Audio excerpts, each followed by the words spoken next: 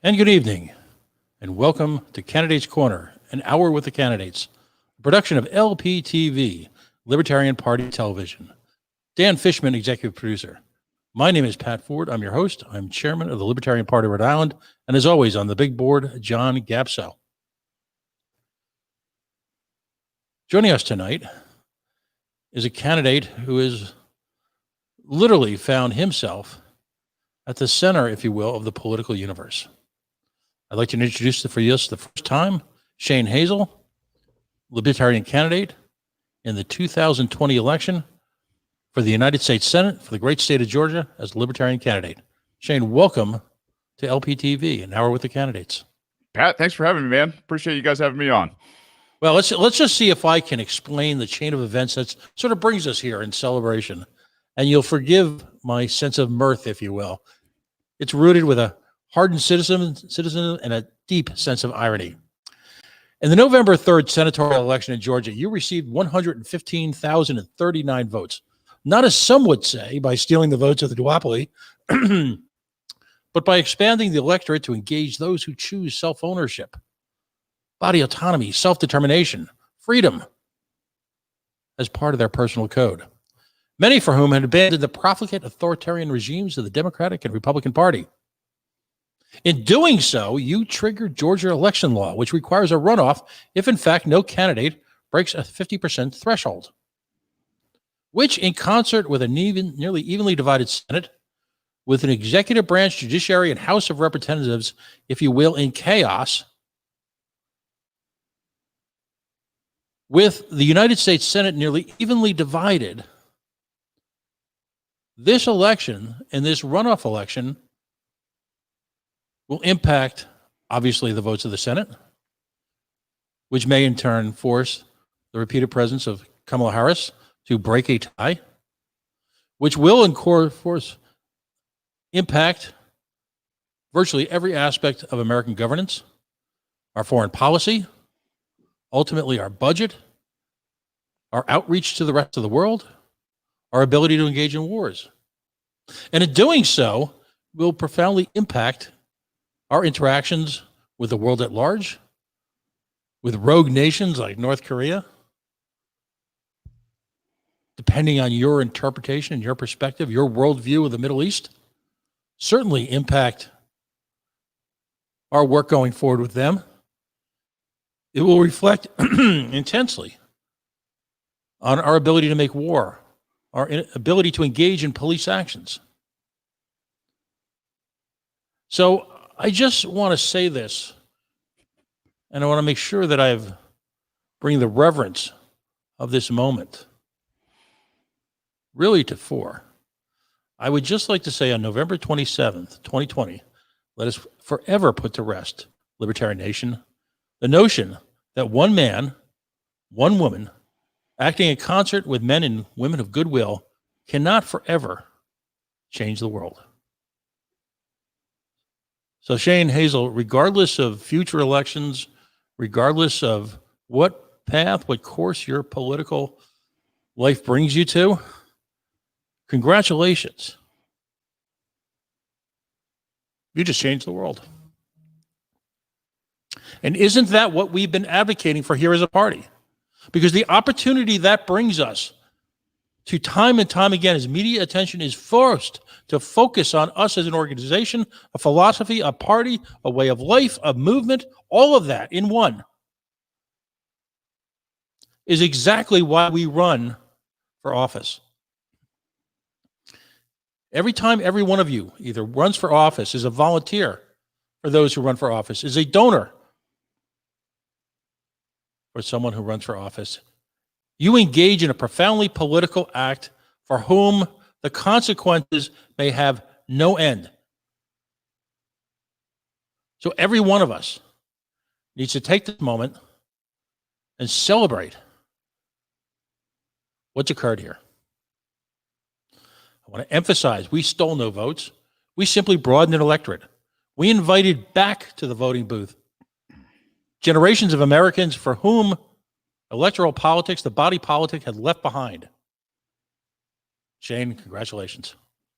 Thanks, man. It sounds more like a obituary than a celebration. But hey, I appreciate you guys having me on. Yeah, the gravity of this moment has not overlooked me, and I'll tell you, we're having a ton of fun with it. Obviously, we've had Rand Paul here on my show, Radical, this past week to come to the table to kind of understand where we're coming from. And on Tuesday of this week, David Perdue, the Republican, will sit here for half an hour and plead his case to the 115,000 Georgia voters on why they should vote for him. I have invited the Democrat, John Ossoff, on the show. I've got nothing but crickets from him. I'm sure I understand why, but I will tell you, I've this past couple of weeks have been very interesting. I've had calls from obviously David Perdue for, I don't know, about an hour. We talked. Very, very gracious man, obviously, on a mission to try to earn some votes. Rand Paul and his staff contacted us, and then Mike Lee as well has reached out to us. So, in terms of sending maybe some of their better ambassadors I have told them, both Mike Lee and Rand Paul, that you need to be very careful coming down here because David Perdue has about a 20% constitutional voting record this year in 2020, and overall it's somewhere around a 47% constitutional voting record, and that is under Alexandria Ocasio-Cortez's record. And I will be making that a highlight of any Republican that thinks that they're going to come down here and try to fearmonger people into voting one way or the other, because we just, as libertarians, we don't see that margin of difference between these two. And that's obviously why we do what we do, is get out there and start talking about ending the lockdowns, ending the wars, ending the Fed, and ending the empire. Things are very, very simple in 2020. As Spike and everybody else during this last campaign, trying to re-emphasize that you guys are the power out there. We are here because of libertarians. We are not here because of Republicans. We are not here because of Democrats. We are here because people have found a home in natural truths that resonate and they strike chords within us. And I'll tell you what, to be the point man on this one, I am absolutely humbled beyond words. And as I've told my audience of radicals and rebels out there, is you can trust me. We're gonna play this out till January 5th, no matter what. And at the end of it, we're going to do the right thing. Let's start at the very beginning, because sadly we did not have an opportunity to have you on the air during the election process. It's well noted that you've served our nation's military. What was your formative experience in becoming, if you will, a libertarian? What was that light bulb moment when you realized that the Libertarian Party was your home? Well, I think I've got to back up to about 2004. I don't know, late December, early, somewhere in there. We had a little bit of reprieve. I was in Fallujah at the time. We had just got done with a major push through the city at that time. And lo and behold, I'm back at the base, the mech, and I'm laying in my rack. And I swear to God, I popped open my first John Taylor Gatto book, Weapons of Mass Instruction. And I'm reading about the Prussian system that, indoctrinated people to run off as patriots for groupthink and, to obviously go into the blender at that time for the state and for, warfare and things like that. And so, to be hit with the irony of that moment, halfway around the world from home, it didn't miss me. From that point on, though, it was just looking in and seeing what was wrong and coming up with the understanding and the knowledge of what we were supposed to be as a nation. And I found a very, very nice home with the Anti-Federalists.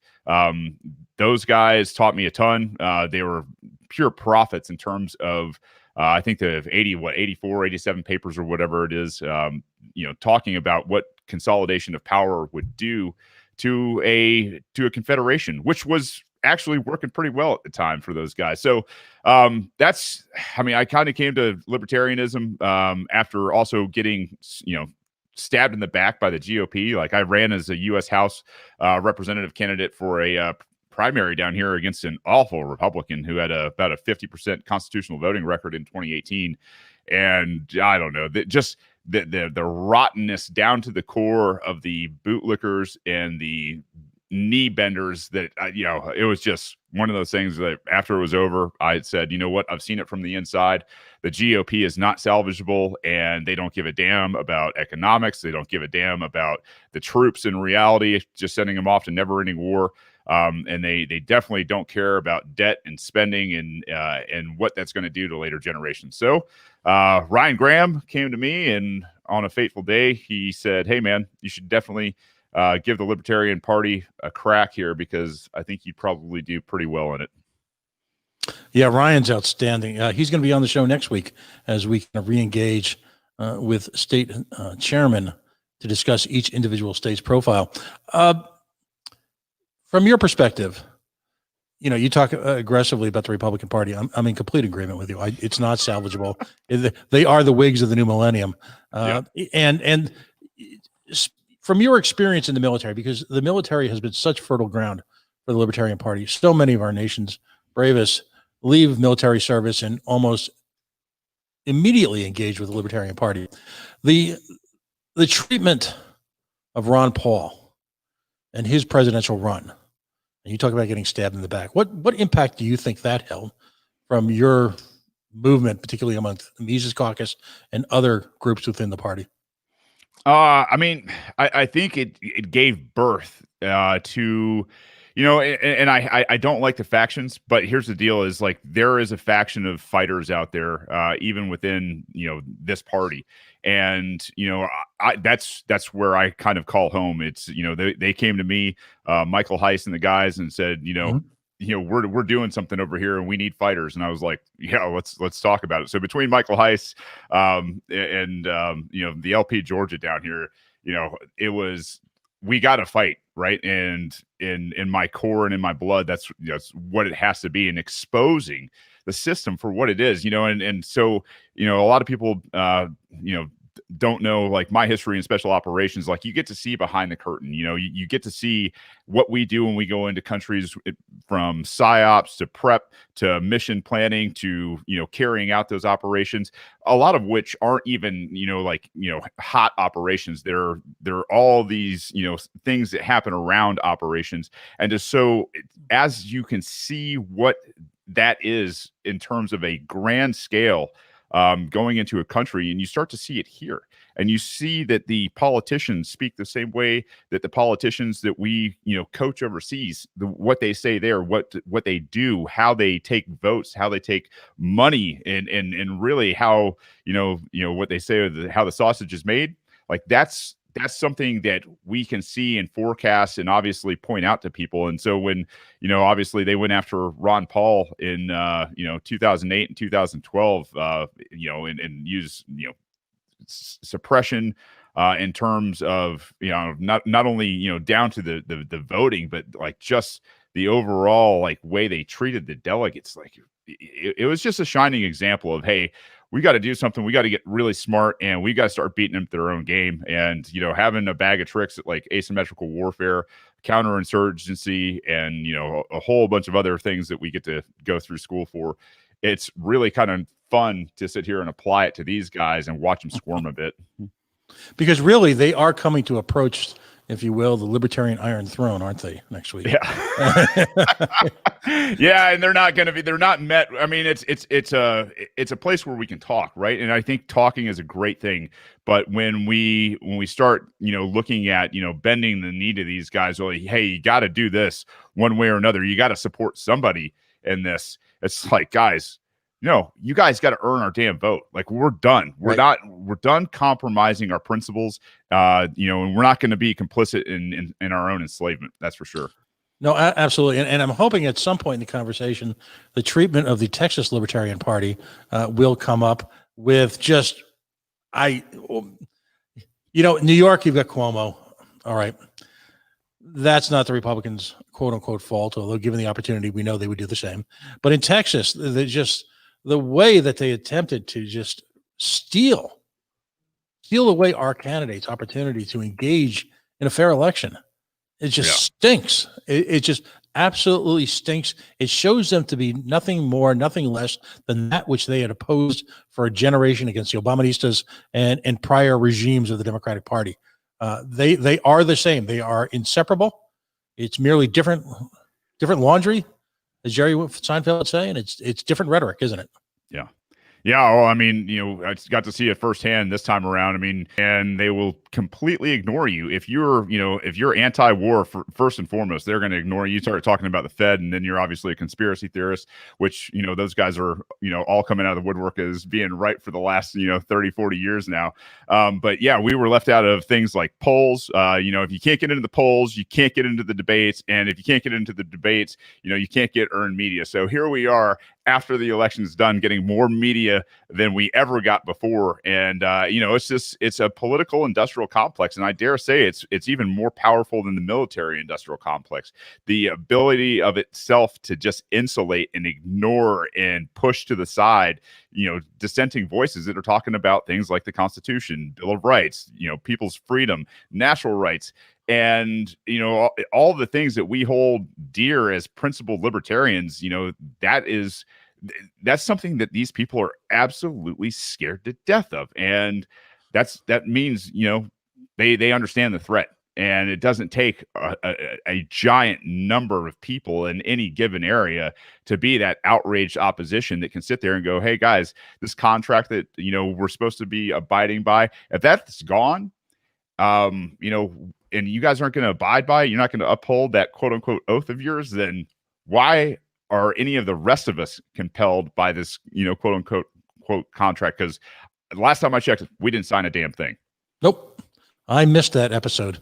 You're not going to find my goddamn signature on it. And the tragic comedy of this, and it's a dark tragic comedy, is that we are at a moment in our nation's history when technology, when fear, when science, when all of this has been thrown into chaos, and the very fundamental aspect of our society, which has made us quote unquote different than all the other regimes around us, all the other worldviews, all the other countries, all the other nation states, all the other warlords, is in fact our civil rights and our natural rights.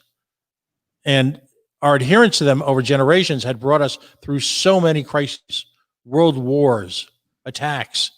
And now we find ourselves, because of their craven nature, beholden to a nation state, as opposed to the nation state being beholden to us. And that has never been clearer during this time of crisis.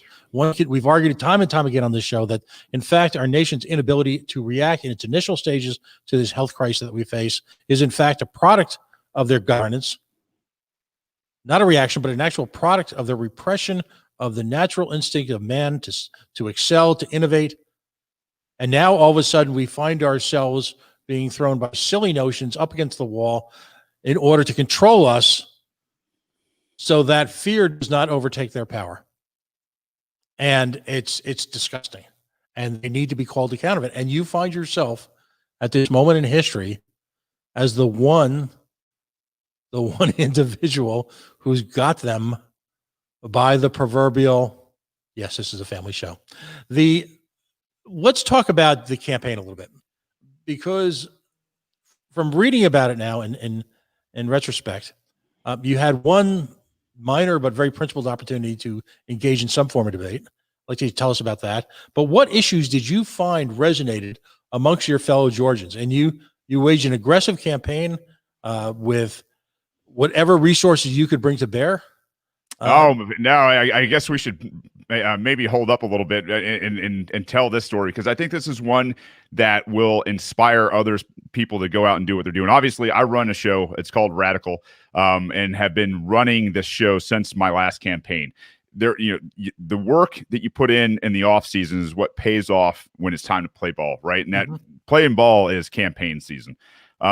This has obviously helped me to, not only get in front of people and speak, but to hone the message, to go in different routes and all of that fun stuff, to earn people's trust and name ID to a certain degree. So, with all of that, down here in late March, Brian Kemp, our governor, came out like very, a whole lot of other governors out there, and said something to the effect of, basically, you're not going to assemble in groups of 10 or larger, and if you see people, then call us. And I was like, what kind of happy tyrant shit is this? We have a Bill of Rights. The entire constitutional republic was passed because the Bill of Rights was adopted, and would have never come to fruition had the Bill of Rights not been adopted. So, to sit there in an executive order from a governor and say, listen, I'm going to strip you of your right to assemble now. Well, I said, first of all, boys, giddy up, get your gear. Meet me down at the Cherokee County courthouse. And the Boog boys and everybody else showed up. And listen, like, I'm not looking for a fight. Like, the last thing, as a Marine combat vet who's seen some terrible stuff, I want peace more than anything. War is a terrible, terrible thing that I think too many people want to rush off to. And I obviously made that mistake as a young man when I didn't know any better. But we went down courthouse. We read the Declaration of Freedom that I wrote. It's a takeoff and a new 2020 version of the Declaration of Independence. And at that point, I said, listen, ladies and gents, stop sending me money. I don't want your money. Spend it on your local businesses and your local charities. Help your neighbors out. And I stopped raising money at that point. And to date, we haven't raised $5,000 for this campaign. I didn't spend a cent doing anything in terms of the campaign. So it is possible, if you will stay on message, first and foremost, in the damn lockdowns, in the wars, in the Fed, and in the empire of bureaucracy, both here and abroad, and you stay on that, and you're not apologetic about that, and you stay on principle, I think it is one of those things that people are dying to hear right now. It's just your ability to articulate it, your ability to connect with people, read crowds, and really have those conversations, because where you can have them and you can, translate our ideas of don't hurt people, don't take their stuff, and good ideas don't require force. We are winning that. And I'll tell you, a lot of our votes, most of them I'd say are probably libertarians that never had a chance to vote for a libertarian for U.S. Senate here in Georgia. And outside of that, we pulled Republicans and we pulled Democrats, and I'm talking inner city Democrats. They were like, I don't trust John Ossoff. He doesn't talk anything about criminal justice reform the way you do. You seem to understand it. You seem like you're not going to compromise on it. And you seem to have a plan here locally to start putting things together. And that's, starting to build coalitions, not only, where I live here in the North Georgia mountains, but people who are in Georgia that are Republicans and Democrats, down to Savannah on the coast, that are Republicans and Democrats, to sit there and say, guys, we can all agree on the very basics here, right? Like, let's take a step back from all these laws, all this bureaucratic policy and executive orders and precedent, and sit there and say, hey, listen, if we don't murder, rape, assault, kidnap, coerce, vandalize, rob, or steal from people, we're probably pretty good. And if you can go and take that message down to your sheriffs and say, hey, listen, if you'll prosecute just those people and leave the peaceful people alone that haven't committed a real crime, hey, we'll stand with you. But if you start going after those people out there that have been, criminalized and they're peaceful people, you're going to have big, big problems in this county. That's for sure. Interesting. And so how did, outside of your immediate sphere of influence, and I know that your podcast reaches a significant audience around Georgia, how did that message well? Because you got 115,000 votes. That's not just an insurgency. That's not just a brush fire. That's you're talking about full out opposition. How did that zero money? And that's the best part about it, is we spent no money doing it. No, it's and so I was interested to find out that you talked about no earned media, yet at the same time, what you've done is similar to I'd say a half a dozen or so states who've incorporated their own media, not waited for the quote unquote mainstream media to react to them or to respond to them or give them the time of day, but created their own brush fires, created their own media sources, and then did reach out from that and brought people into the fold. And that's what I've preached for a number of years. We do that here in Rhode Island, where I live. Yeah, we don't wait for other people to shape our arguments. We don't wait for other people to define the narrative. Is that what you've effectively done in Georgia? Yeah, you correct them, and we're not just Republicans that like to smoke pot, right? Like these old boring ass lame, talking points that they get from the media, is when they finally hear them straight from our mouths, it's a different reaction. And, a lot of times, libertarians, you guys are the smartest people in the room most of the damn time.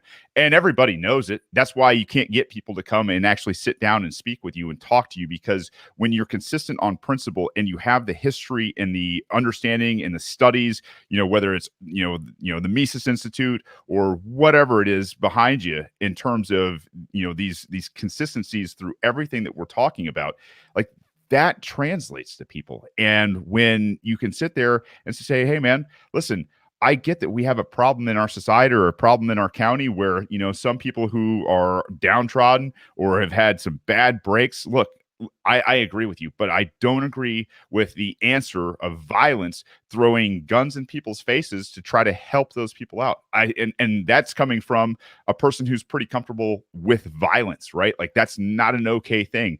And all of a sudden, man, people's ears start to perk up. They see that you're not a wild man, that you're begging people in the government for peace. And you're pointing out also, hey, you've got more government in your lives in 2020 than you ever have before. And we've got what? We've got shortages of toilet paper. We've got long lines. We've got, cops coming out and harassing more peaceful people for things like masks. We've got them, arresting people at stores for not, social distancing, going to church, things like that. And if you can be those people during these very trying revolutionary times that we're in, where you're begging for peace, man, people are going to come to you. It's like Martin Luther King said, only light can drive out darkness, and only love can drive out hate.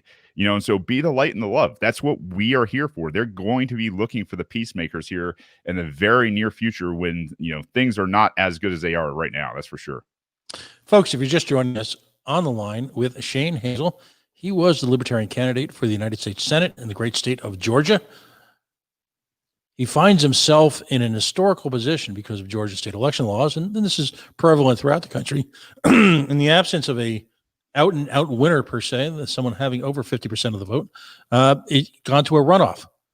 And because of the unique nature of the Libertarian appeal, because of the philosophy underlying Shane's campaign, because, if you will, of our statement of principles and our principled method of campaigning, he finds himself with at least one of the two candidates coming to the altar and, in a sense, willing to kiss the ring. Boy, pay-per-view at that moment would be a wonderful, wonderful thing. Wouldn't it? We're libertarians. We don't charge. We're not here to get rich, man. It's I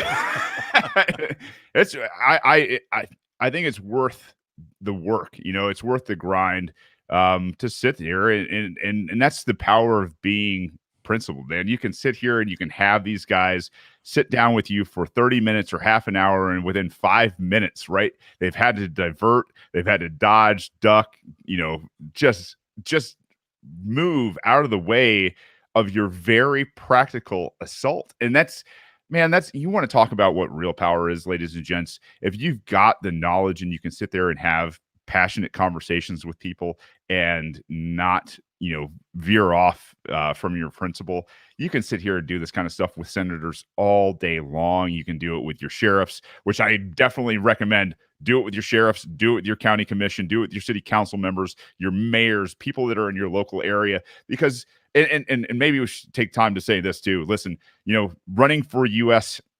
Senate or U.S. House is probably not the best, first thing for a lot of people, but my background kind of lends me to the more of the national stage, where I've seen, things internationally, both from a military standpoint and a business standpoint, to see how we interact with the world. That's where I focus best. But I think, for a lot of people, whether it's your state house, your county, your city, somewhere in there, I'll tell you what, just take a step, say you're going to do something, go out there and do it. And I mean, that's how I was in 2016. I got fed up, and I was, I'm still working the same career. I've got 3 kids. I am busier than I've ever been in my entire life, but this is what liberty demands. And it demands going out there and having the fight and having the talks and trying to, just show people for the first time what they've never seen before. So you've got this meeting upcoming. In Jersey, we call it a sit down. That's where I'm from. Down south, I think you folks call it a come to Jesus moment. Yes, indeed. In Rhode Island, they call it coming cocoa. Don't ask. All right. So, if you're a fan of the television show The Sopranos, you effectively are going to sit outside of Satriali's Deli, and you're going to have a conversation from your own perspective. Really with the weight of history on you. I don't know. Maybe because it's a generational thing. I am just astonished that we have found ourselves in this moment through literally the interrelationship of so many different events has all really brought the entire nation to this one moment for these two runoff races. And this will dictate the future, the approach, if you will, of American governance, I believe, for the next generation. What happens in the coming weeks. And so much of it will be impacted by who controls the United States Senate. So is there, it would be easy to say because of your career as a United States Marine officer that you have a, perhaps. I was enlisted. I worked. Oh, okay. All right. I consider Marines to be officers in sense because you guys, what's that? What do they call that other division? The Navy or something that you guys? We're libertarians, and if you can't take a joke in 2020, we call it the women's department, right? The women's branch, right? Yeah. No, I've heard that on a few occasions. But what do you walk in there with, if you will, in a sense of your priorities? What are the issues that you, and as a result, as a reflection of the 115,039 Georgians who took that step and voted for Shane Hazel to be the United States Senator from Georgia, what issues do you think are you walking in there with on your sleeve, ready to go? It's got to be in the lockdown first and foremost. If I can get senators talking about ending the lockdown, getting the out of control bureaucracies like the health departments and all of those things that go into restaurants and terrorize those people and enter their stores and that have just infected our daily life. That's number one, first and foremost. It's got to be in the lockdown. Second one is in the wars. We got to stop murdering people around the world. I mean, it's gotten just absolutely insane. I mean, we're sitting on almost 20 years of war. Some of my buddies' kids, growing up as we were kids, are now in the same units or in the Marine Corps or, in whatever other service branch. Those two are my top priorities. And I'll tell you, criminal justice in this day and age, it's a very close third. I mean, it's in, civil asset forfeiture, in qualified immunity, in the drug war, in the no-knock raids, stop police militarization. And one that I got from Killer Mike down here in Atlanta is bring back the community review boards. If you can get 10 people together, and you've got a problem with an officer in that community, you sit down and you have either the come to Jesus moment, or you sit there and say, hey, listen, he's not wanted. And as taxpayers, we are going to sit here and stand up and say, hey, he's not going to be here anymore. And that's what it's got to be. There's no compromising. This is what it is. You want to earn our votes. You got 115,000 votes here to earn. Start earning them, because I'm not going to sit here. And here's the thing is, I don't have the power to sit here and tell anybody else, this is who you should go vote for, right? I didn't tell people to come vote for me. I said, hey, there's a choice. You got an opportunity here like no other in history. Why don't you do something about it? Oh, and by the way, you get a redo in January, one way or another, if you don't like the outcome anyway. So might as well. No, that's outstanding, because in a very real sense, you're not handing them an edict. You're not handing them a set of marching orders. What you're saying is you're telling them to make their case to the 115,039 people who voted for you, because you are simply a conduit, if you will, of information back to those people. You have forced them, if you will, to come cocoa at this moment. Or else, regardless of what they do and all the nonsense they may spew, and how many folks that, as we lovingly call it, because it's a positive show, the sheeple, they blindly follow them. I mean, we listened in this last federal election for the presidency. We listened to Democrats scream for immigration justice, scream for it, talk about the cages, when in fact anyone who had been paying attention knew that the Obamanistas, in fact, were in fact equally responsible. Maybe they did it in a more soft-pedaled way. Maybe they weren't so flamingly obnoxious about it, but they were just as responsible for the same type of issues. And what do the Bidenites do? The first person that they bring into the transition team is the architect of family separation during the immigration crisis that began in the Obama regime. So they if they can continue to operate under the cover of darkness, like the roaches that scatter in the light, then they will continue the same pattern of behavior. And what you've given us the opportunity to do is force them to go on the record for all the things that they've danced, they've saw pedaled, they've tap danced around for a generation now. All of those issues, you're going to make them come on the record, aren't you? Well, and that's the thing is that I've got their record, and that's, when you can sit there, and that's the thing is, if you're a Lysander Spooner type or anti-federalist like myself, you can sit there and say, hey, listen, I understand that the contract, which is the Constitution, has failed miserably, and we're in this position. However, per Article 6, Section 3 of the Constitution, all of these people, every single person in government swears an oath to uphold the Constitution of the United States. So you can at least beat them to death with their constitutional voting record. And there's a great place out there. It's the Freedom Index. It's by the New American Magazine. You can find it, pretty much anywhere. And you can look up your reps. I don't care, Democrats or Republicans. There were until 2025 guys. I think it was Biggs, Massey, Amash, Rand Paul, and Mike Lee, who had A ratings, right? And I'll deal with an A rating constitutional government. But everybody else that has a B and below, you can start to point those things out. And when you're quote unquote, great red senators down here out of the state of Georgia have a failing grade in the 20%, that means you're going to work and you're working and doing your job 20% of the time. That doesn't fly. It doesn't fly with the American people. It doesn't fly if you did it in a private business. Like those businesses, you either get fired or that business goes under one way or another. And the only people that can survive something like that are in office, right? Like that's the way DC works. So, you sit there and you point it out, hey man, your rhetoric's really, really pretty great on guns, but you sign on to fix NICS. You talk about, the violation of the Fourth Amendment, but then you go out and you vote for things like giving ISP control to, the state without a warrant. You support a governor who's come out and called people non-essential, and violated their, not only their right to assemble, but let's talk about the Ninth Amendment at the same time. All those rights that aren't listed in the Bill of Rights, those are ours. Like, that's it. Right. We have the right to do everything that we did before a government ever existed.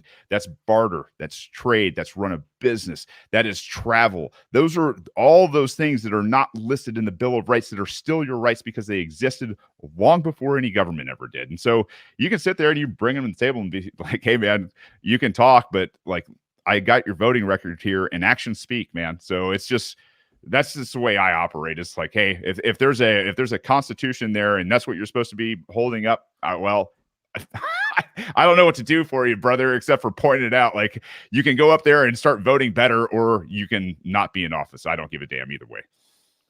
Okay, so we can't do pay-per-view. Is there a couch here? I'm a big guy. Can I hide behind the couch and just listen, please? I think we all want to be in that room with you. We all want to be there, and we are, by the way. But we'd all love to be that fly on the wall. It'll be broadcast. I mean, it won't be a live broadcast. But here's the deal: is I don't edit. It's one of those things. I hit record and we go. And once we go, that stuff's on the record. There's no reason to sit there and glam it up or take it out. And he doesn't get softballs. Rand Paul didn't get softballs coming on here. It was fair. It was respectful. We had a discussion, and he told me, hey, I don't think you're going to get anybody to sign up for all that stuff. And I said, I don't care one way or another. I can tell you the way, man. And it's like leading a horse to water. But I'll tell you, the big goal with all of this is my challenge now is not just, Ossoff and Perdue. It's to Mitch McConnell. Hey, Mitch McConnell, you want the United States Senate? You want to be the Senate majority leader still in 2021 and going forward? You better come to the table with something and start trying to win some votes, because right now it doesn't look good. It doesn't look good for those guys at all. Let's pivot for a second. Let's talk about Shane Hazel. All right, you've got this set of circumstances now for about the next 4 or 5 weeks. What, and it seems like it's such a long way away, but the primary purpose of the show is, in addition to celebrating libertarians, drinking the tears, embracing, sipping, engulfing the tears of their opponents. Delicious. In addition, yes, they are. In addition to doing that, though, we're here to talk about candidacies and political organizations and things like that. What's it's so early, but it isn't. The election cycle never ends in America now. What are your thoughts going forward? Are you planning to run again? Do you have any ideas that you'd like to share with us at this early moment in the game? Well, I'll tell you, I didn't have any plans to run this time. So, I'm going to keep doing radical. Podcasting is, what I really love. I love talking to amazing people doing amazing things. But I'll tell you, Brian Kemp, 2022 is not very far away, and he has been a really, really awful governor. And I think most people see it. And, with a little more name recognition and everything else, maybe they'll start listening. Maybe they'll start thinking about what they're doing down there underneath the gold dome. And, if they don't, well, there's a possibility that you're not going to be the governor very much longer. So, outside of that, I don't know. I try not to make too many plans out there. It tends to keep me a little, a little more grounded, I guess. What, right now, in a very large sense, either tonight or through the miracle of replays and the miracle of social media, folks will hear these words. If you could bring every libertarian candidate, right? Let me qualify that. If you could bring into a room every candidate or every individual considering a candidacy, this has been, for someone with your military background, without that, I might have said this has been a trial by fire. No, you faced stern. Oh, far worse. Yeah. Yeah, far worse than this. But this, in a sense, must be almost comical at times because the seriousness with which these folks conduct themselves, the unctuousness, the bougie, look at me, aren't I accomplished attitude from these folks when everything to be the contrary. But yeah. What if you could say, give a 30-second pep talk to everyone thinking of running for office in the next cycle? What would you say, Shane Hazel? Be yourself and come out fighting. Here's the thing: if you don't want to fight, if you don't want to piss people off, if you want to be liked, don't run. If you want to get out there and show the world who you are, show them your passion, show them what you talk about with your friends with in circles where most people aren't allowed to be. If that's who you are and you want to fight and you want to put out the message of liberty so that in your lifetime or your kid's lifetime, there is more freedom for everybody, that's the person that I want to talk to. Those are the people that I want to inspire to get out, do something, grind, get out there and make a damn difference in the world. I am a knuckle dragging Canadian Marine, and I did this campaign by myself on $0. And I swear to God, it was one of those things that I set out with a mission to send this thing to a runoff where it was going to bleed these guys of hundreds of millions of dollars. And look where we're at. Like, this is what people are capable of. You're capable of it. It's just how damn bad do you want to be free? I'm just going to let that hang there for a second. How damn bad do you want to be free? Damn it. That's outstanding. Because ultimately that's what it means. Are you willing to extend yourself? Are you willing to turn off the computer, get out into the field? If you're going to be behind a computer, make sure you're preaching, not just observing, not commentating, not engaging in divisiveness, but attacking the true enemy, which is the duopoly, which is the status, which is the controlling fascist that would take every bit of your freedom from you if you, in fact, give them the opportunity. Hell, they're doing it right now as we speak. Mm-hmm. We do a thing at the end of the show. We call it shameless self-promotion. I'd like you to engage in that. How folks can listen to your podcast, because I'm a fan now. Reach out to people. How can they stay in touch with you in the next few months? Explicit subsided. lyrics guaranteed. And I'll tell you right now, like I'm a Marine, and my old saltiness kind of shines through once in a while. I try to bring people with love and peace and all that fun stuff, but there are times when I get something just stuck in my craw. So there's a lot of F-bombs and fun stuff like that. And I talk to other guys like that. But anyway, Radical is my podcast. You can find it at radicalpod.com. It's on every major podcaster out there. And you can find us on Twitter from all the links at radicalpod.com. You can email me, Shane at radicalpod.com. And there's going to be a lot of stuff coming out in the future. Like, I mean, seriously, I'm not done. We're just getting started. And to have the ability to push senators to a point where they're at least listening now, yeah, we're going to have some fun. And I'll tell you right now, I'm not going to be that person that goes out there and sells out. We're in this, one way or another. Is like, it's for my kids. And I tell them all the time, if you can, on your dying bed, sit there and say, I never sold out, and I went out there and did every damn thing I could to make sure that you guys were free. That's all it is for me. That's it. That's it. Outstanding. Shane Hazel, he was and is still not just a candidate, but a driving force behind. And again, let's go through the quick procession. He's a driving force behind what will, in fact, be a seminal race for the United States Senate, which will, in fact, determine the balance of power in the United States Senate, which will, in fact, impact the governance. We don't like that word govern here, by the way, buddy. We use the word stewardship, which will impact the stewardship, if you will, of the United States and the direction it takes into the future, which will then impact literally nations around the world and how they react, terrorist regimes around the world and how they react, oligarchies around the world and how they react, the hidden hands behind our nations and our world economies and how they will react. And it all happened because someone gave a damn and laid it out on the field. Yes, one man has potentially changed the world. And we're all capable of it. Every single one of us. Circumstances may never put us each individually in a situation like this, but that doesn't mean we can't bleed trying. Folks, you've been listening to An Hour with the Candidates, Candidates Corner on LPTV, Libertarian Party Television. Executive producer Dan Fishman. My name is Pat Ford. I'm chairman of the Libertarian Party of Rhode Island. And of course, on the big boards, John Gapso. Thank you for joining us tonight. Next week, we've got the aforementioned chair of the Libertarian Party of Georgia, who conspired in all this mess that's been created. He'll be joining us to talk about the challenges and the opportunities in Georgia.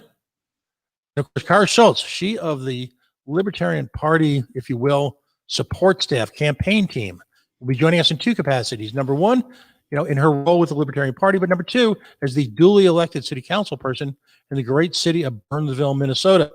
And we're going to talk about what happens, after the election is done. What do you do if you were fortunate enough to win, to begin to build a political organization that you can, again, control the narrative that our guest tonight talks so aptly about? And number two, how do you move forward if you didn't have that victorious moment? Where do you start? What are the next steps? Those are the things that we're going to go through. Thank you for joining us tonight. We'll see you next Friday, 9:30 p.m. Eastern Time, here on the Libertarian Party Facebook page and at LPTV. Thanks. Have a wonderful night.